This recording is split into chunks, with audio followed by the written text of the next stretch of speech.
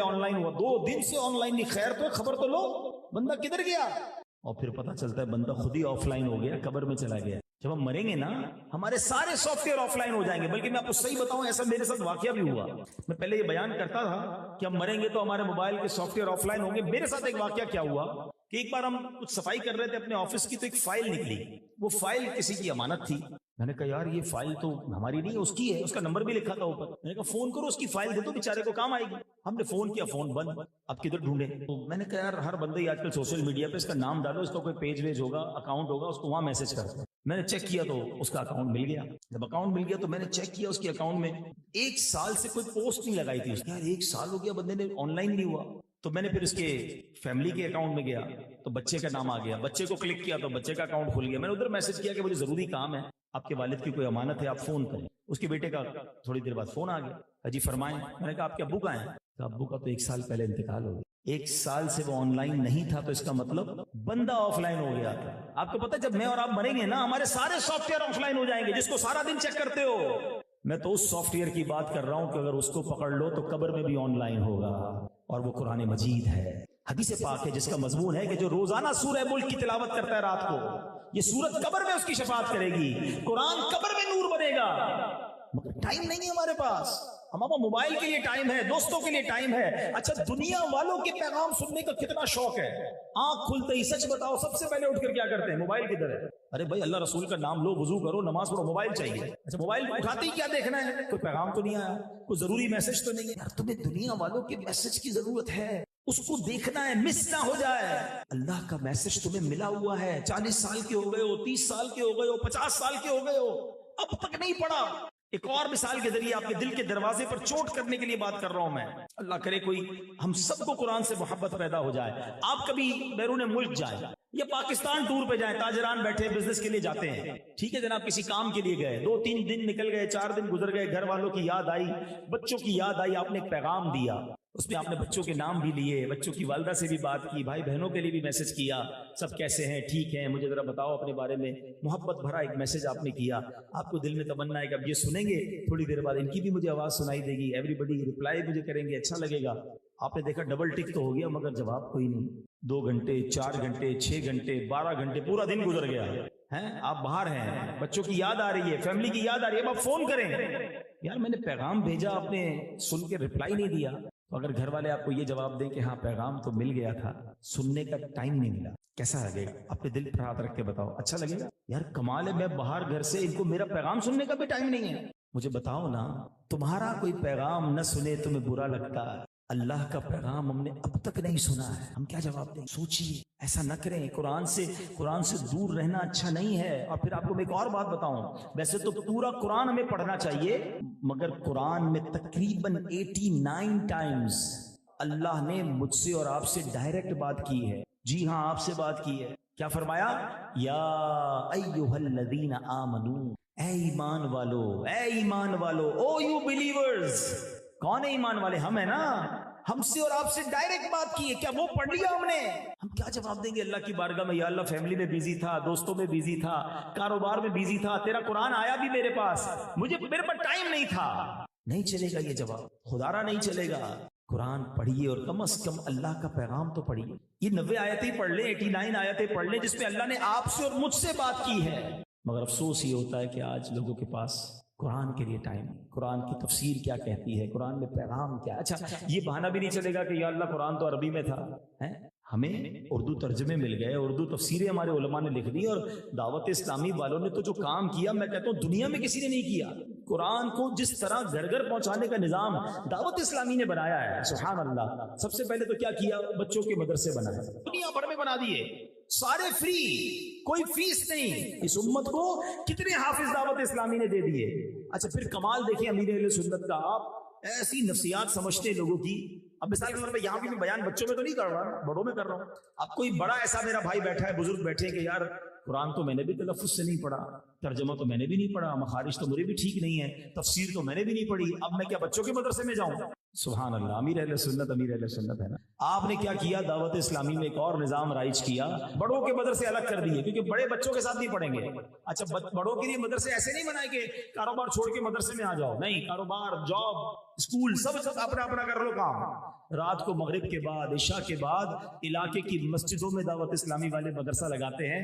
15 minute کے لیے آ جائیں, اپنی تلاوت مخارج ٹھیک کر لیں اور جائیں, پھر گھر جا کے قرآن پڑھنا شروع کریں. ہزاروں کی تعداد میں مدرسے پوری دنیا میں بن گئے. اچھا پھر ایک اور طبقہ, شیطان بھی تو ہے نا, دماغ میں وار کرتا ہے, یار مولانا صاحب مسئلہ یہ ہے کہ کاروبار سے میں لیٹ آتا ہوں, گھر آتا ہوں تو بچوں کو ٹائم دینا ہوتا ہے. حالانکہ سچی بات یہ سارے کام چھوڑ کے قرآن پڑھنا چاہیے تھا. چلو پھر بھی جو یہ کہتا ہے کہ نہیں یار میرے پاس ٹائم بہت کم ہوتا ہے, میں لیٹ فارغ ہوتا ہوں, دعوت اسلامی والوں نے کمال کیا, فیضان آن لائن اکیڈمی بنا دی ہے. اور یہ آن لائن مدرسہ کمال کا مدرسہ 24 گھنٹے چلتا ہے. آپ کو جو ٹائم اویلیبل ہے آپ پڑھ لیں, آدھا گھنٹہ موبائل سے کنیکٹ ہو, قاری صاحب بیٹھے ہوں گے, آپ کو 1 to 1 قرآن پڑھا دیں گے, ترجمہ پڑھا دیں گے, تفسیر پڑھا دیں گے. یعنی کوئی وہ طریقہ کہ جو آپ سمجھتے ہیں. پہلے لوگ کہتے تھے یار پرانی اردو میں ترجمے ہیں, بڑا مشکل ہے ترجمہ سمجھنا. اللہ سلامت رکھے ہمارے مفتی قاسم صاحب کو ترجمہ قرآن کنز العرفان عطا فرما دیا. یار تفسیر ذرا پرانی اردو میں سمجھ نہیں آتی, نئی اردو میں تفسیر قرآن صراط الجنان لکھ دی. اب کوئی کہے جناب تفسیر قرآن صراط الجنان خریدنے کے لیے 4-5 ہزار روپے چاہیے, ویسے مہنگے جوتے, مہنگی گڑیاں, سارے شوق پورے کر رہے ہیں, قرآن کی تفسیر نہیں خریدنی. چلو یہ بہانہ بھی توڑا ختم کر دیتے ہیں. دعوت اسلامی والوں نے پوری تفسیر جو ہے دعوت اسلامی کے پیج دعوت اسلامی .net پہ فری ڈال دی کہ فری میں جا کے ڈاؤن لوڈ کر لو بھائی. اچھا جناب پھر تھوڑی مشکل ہے, اردو پڑھنی سانو نہیں آندی, اب کہاں سے پڑھیں, یہ بہانہ ختم کیسے کریں. اس کے لیے کیا کیا, دعوت اسلامی والوں نے تفسیر قرآن آڈیو میں جاری کر دی. پڑھ نہیں سکتے, سننا شروع کر دو. مطلب وہ کون سا اسٹیپ ہے, یہی ہماری ہر وہ بات پوری کر دی. پڑھ نہیں سکتے, ہمارے نابینا لوگ ہمیں ملے ماشاءاللہ. یہ جو آڈیو میں تفسیر قرآن ہے, ہم نابینا, ہم تو نہیں پڑھ سکتے, ہم تو کبھی زندگی میں تفسیر قرآن نہ پڑھ سکتے. آج ہم آڈیو سنتے ہیں تو انشاءاللہ ہمیں قرآن پاک سمجھ آنے لگ گیا ہے, اللہ کا پیغام سمجھ رہے ہیں. اگر اتنے سارے آپشن موجود ہوں اور پھر بھی ہم قرآن نہیں پڑھتے, پھر بھی ہم قرآن نہیں سمجھتے, تو بتائیں پھر قصور کس کا. اور میں اس بیان کے آخر میں ایک آیت بھی آپ کے سامنے وہ رکھنا چاہتا ہوں کہ جو میں نے کہا نا کہ 89 کے قریب آیت, اے ایمان والو, کیونکہ وہ ساری تو میں آج بیان نہیں کر سکوں گا, لیکن آپ کو ایک طریقہ بتاتا ہوں کہ روز کی ایک آیت آپ پڑھیں, اس کا ترجمہ اور تفسیر. اچھا پھر آپ کہیں گے ہم قرآن میں ہم 89 آیتیں کیسے ڈھونڈیں گے, 6000 سے زیادہ آیتیں. اے بھی توڑا کم دعوت اسلامی نے آسان کر دیا, ایک کتاب ہی الگ بنا دی ہے.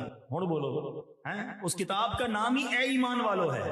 وہ ساری 89 آیتیں الگ کر کے کتاب بنا دی.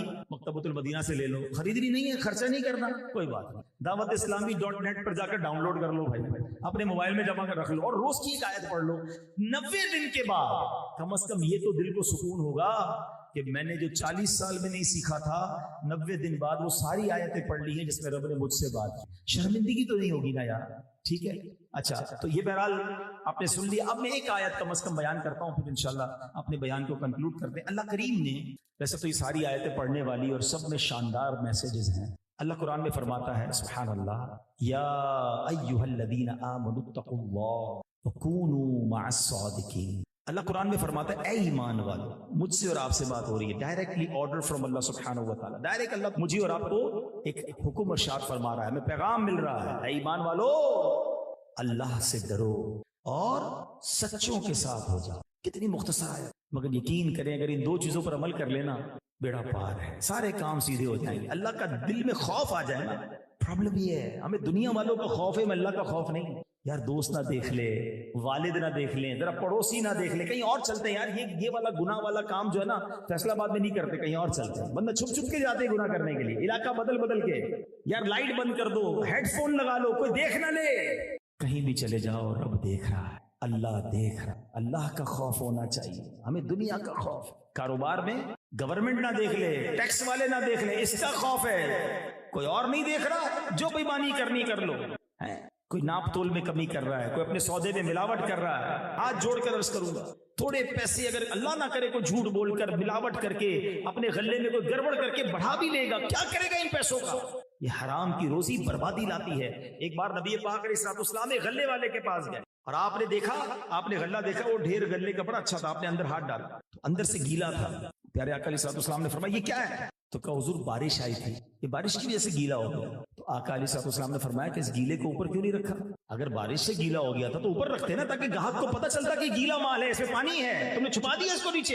اور پھر وہ تاریخی جملہ ارشاد فرمایا, من غش فلیس منی, جو دھوکہ دے وہ ہم میں سے نہیں. اب ذرا غور کرو, اس حدیث کی شدت کو محسوس کرو. اگر آقا ہی فرما دے کہ تم ہم میں سے نہیں, شفاعت کس سے لیں گے؟ ہیں جنت میں کس کے پیچھے جائیں گے, دامن میں کس کے جا کے چھپیں گے اگر نبی پاک ہی ناراض ہو گئے. مگر آج افسوس یہ ہے کہ جس کو جدھر دھوکے کا موقع ملتا ہے, جس کو جدھر چانس ملتا ہے, وہ ادھر ڈنڈی مار لیتا ہے. ٹھیلے والے کے پاس جاؤ تو جناب اوپر اچھے اچھے فروٹ رکھے گا, پوری پیٹی لے کر آؤ, آدھی نیچے سے خراب نکلتی ہے. اس کو کیا کرے گا ان پیسوں کا, سودا بھرتے بھرتے ایک آدھا سیب کم کر لے گا, یا اللہ نہ کرے تو بٹے ایسے مٹی والے رکھے گا کہ اس کا وزن زیادہ ہو جائے. تھوڑے سے پیسوں سے کیا کر لو گے یار, ان چیزوں کو بچوں کو کھلاؤ گے. یعنی ادھر اتنا برا حال ہو گیا, اتنی بے خوفی ہو گئی ہے کہ ملاوٹ کا حال یہ ہے کہ دوائیوں میں ملاوٹ.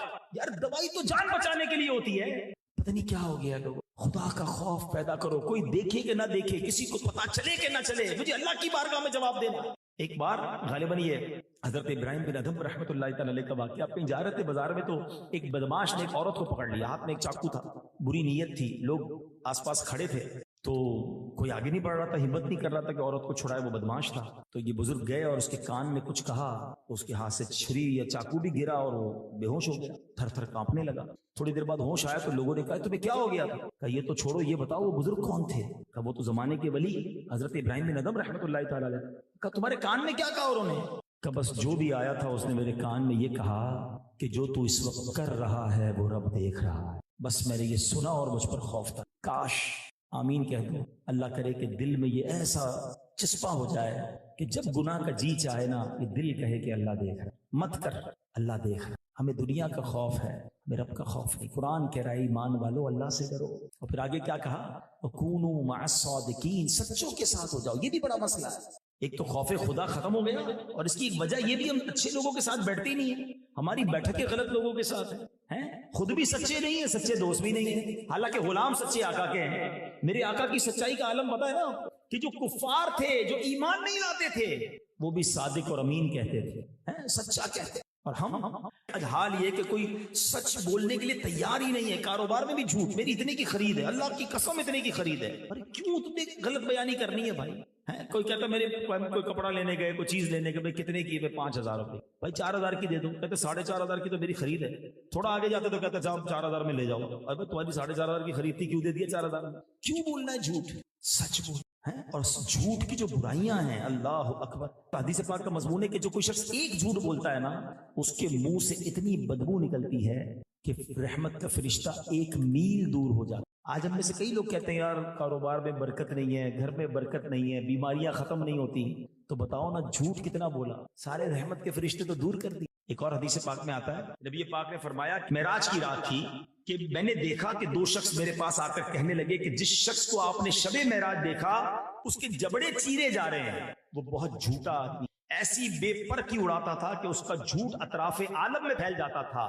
بس قیامت تک اس کے ساتھ یہی کیا جاتا رہے. اچھا اب پہلے کیا ہوتا تھا, دوست کے ساتھ جھوٹ بولتے تھے, ایک کے ساتھ. اب سوشل میڈیا پہ جھوٹ بولتے ہیں تاکہ 1 لاکھ لوگ سنیں اور ہم مر جائیں پھر بھی یہ چلتا رہے کلپ. کیوں کرنا ہے ایسا, کیوں کرنے غلط کام؟ تو پلیز میرے اسلامی بھائیوں اچھی صحبت اختیار کریں. اچھا کچھ لوگ پتہ کیا کہتے ہیں, یار میں شراب نہیں پیتا, میرے دوست پیتے میں تو ساتھ بیٹھتا ہوں, میں جوا نہیں کھیلتا, وہ دوست کھیل رہے ہوتے میں تو کمپنی دیتا ہوں, میں غلط کام نہیں کرتا, دوست کرتے میں بیٹھتا ہوں. کیوں بیٹھتے ہو بھائی؟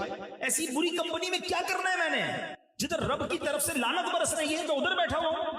میں آپ کو ایک ایگزامپل سوال پوچھتا ہوں, اللہ نہ کرے کسی گھر میں آگ لگ جائے, کیا برابر والے گھر والے سکون سے گھر میں بیٹھے رہیں گے؟ یار برابر میں ہی لگی ہوئی ہے نا.